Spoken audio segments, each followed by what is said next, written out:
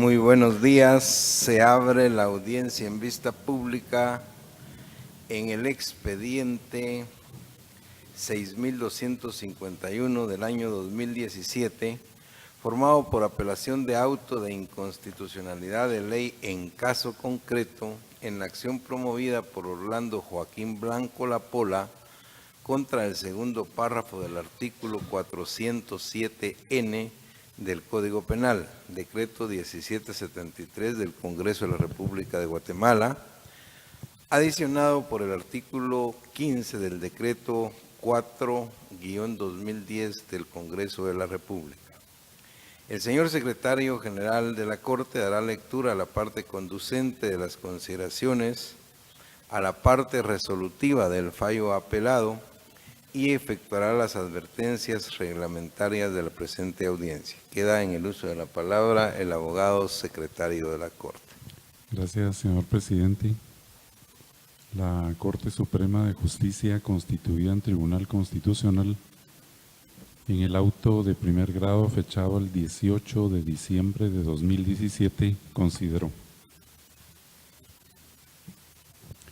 el objeto de la inconstitucionalidad de ley en caso concreto es la inaplicación de una norma jurídica por su incompatibilidad con la Constitución Política de la República de Guatemala, por lo que se requiere hacer un análisis abstracto que tienda a realizar un examen confrontativo entre el texto constitucional considerado vulnerado, artículo 12 de la Constitución Política de la República de Guatemala, y la normativa arguida de inconstitucional, segundo párrafo del artículo 407N del Código Penal, decreto número 1773 del Congreso de la República de Guatemala, adicionado por el artículo 15 del decreto número 4-2010 del Congreso de la República de Guatemala, reformas al decreto número 17-73 del Congreso de la República, Código Penal.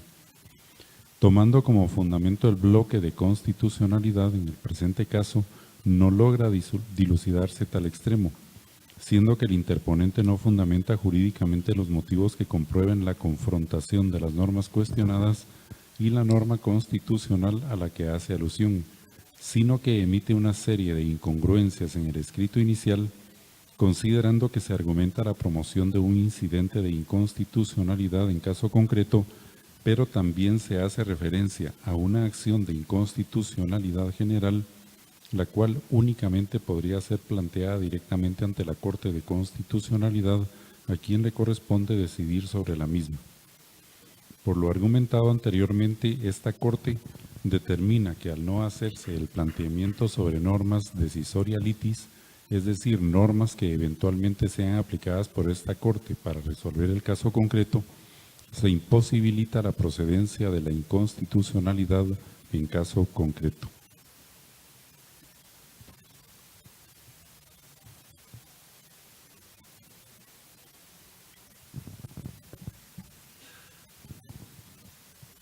Por las razones consideradas, este tribunal considera la improcedencia del planteamiento de inconstitucionalidad promovido por Orlando Joaquín Blanco Lapola, por lo que conforme lo dispuesto en el artículo 148 de la Ley de Amparo, Exhibición Personal y de Constitucionalidad, al declararse sin lugar la inconstitucionalidad, el tribunal impondrá a cada uno de los abogados auxiliantes una multa de 100 a 1000 quetzales, sin perjuicio de la condena en costas al interponente. Con esos argumentos, el Tribunal Acuo declaró sin lugar el incidente de inconstitucionalidad en caso concreto promovido por Orlando Joaquín Blanco Lapola contra el segundo párrafo del artículo 407N del Código Penal, decreto número 17-73 del Congreso de la República de Guatemala, adicionado por el artículo 15 del decreto número 4-2010 del Congreso de la República de Guatemala, reformas al decreto número 1773 del Congreso de la República, Código Penal. No hay condena en costas por no haber sujeto legitimado para cobrarlas. Se impone multa de 1000 quetzales al abogado Ervin Eduardo Velázquez Herrera por ser el responsable de la juridicidad en el planteamiento, misma que deberá ser pagada en la tesorería de la Corte de Constitucionalidad dentro del plazo de 5 días a partir de la fecha en que quede firme la presente resolución, En caso de incumplimiento se cobrará por la vía legal correspondiente. Según lo que establece el artículo 67 del Acuerdo 1-2013 de esta Corte, quien haga uso de la palabra en esta audiencia deberá dirigirse directamente al tribunal, expresar sus alegaciones en forma oral de conformidad con el objeto de la vista pública previsto en el artículo 61 del acuerdo mencionado y no dar lectura a ningún documento salvo que para ello cuente con autorización previa del señor presidente. Deberá concretarse el asunto planteado, ser breve, conciso y preciso en su exposición. Para la exposición de alegaciones, las partes intervinientes cuentan con un tiempo máximo de 15 minutos. Es todo, señor presidente. Muchas gracias, señor secretario. En virtud de la incomparecencia del solicitante del incidente, apelante y requiriente de la vista pública, damos intervención en la presente audiencia a la Comisión Internacional contra la Impunidad en Guatemala por medio del mandatario judicial especial con representación, abogado Juan Fernando Gómez González, quien actúa con su propio auxilio y quien queda en el uso de la palabra. Buenos días, honorables magistradas y magistrados de esta Corte de Constitucionalidad. Buenos días, señor secretario general de la Corte. Buenos días a la representante del Ministerio Público. Previo a iniciar con el uso de la palabra, señor presidente, quisiera pedirle su venia para poder hacer en algún momento lectura de algún documento. Al lugar, puede hacerlo, abogado. Gracias. Bueno, para esta representación es sumamente importante el tema que el día de hoy traemos a discusión. Si vamos un poco al tema de la dogmática jurídica, pues claramente tenemos establecido que hay un hecho jurídico y por lo tanto una consecuencia. Para nosotros es importante esta alusión derivado a que el artículo 407 del Código Penal pues claramente establece unas acciones en relación al financiamiento electoral y esas conductas por supuesto que traen una sanción. Lo que en su momento se plantea es que el segundo párrafo del artículo 407 no contiene una sanción específica.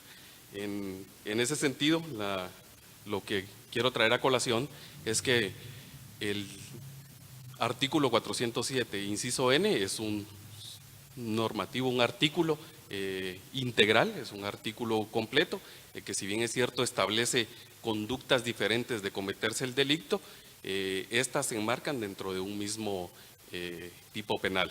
En ese sentido, este segundo párrafo tiene un conector gramatical consecutivo, que es así mismo, y por lo tanto, como se planteó en primera instancia, pues esto trae a colación el tema de una sanción, una pena normada siempre dentro del mismo artículo.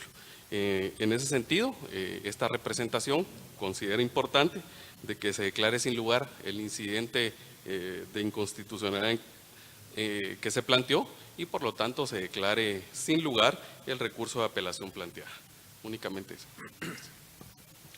Muchas gracias, abogado Gómez González. Finaliza la audiencia con la intervención del Ministerio Público a través de la Fiscalía de Asuntos Constitucionales, Amparos y Exhibición Personal por medio del agente fiscal, abogada Verónica del Carmen Mazariegos Herrera, quien actúa con su propio auxilio y quien queda en el uso de la palabra. Muchas gracias, señor presidente, señores magistrados, señor secretario, demás abogados y personas presentes, tengan muy buenos días.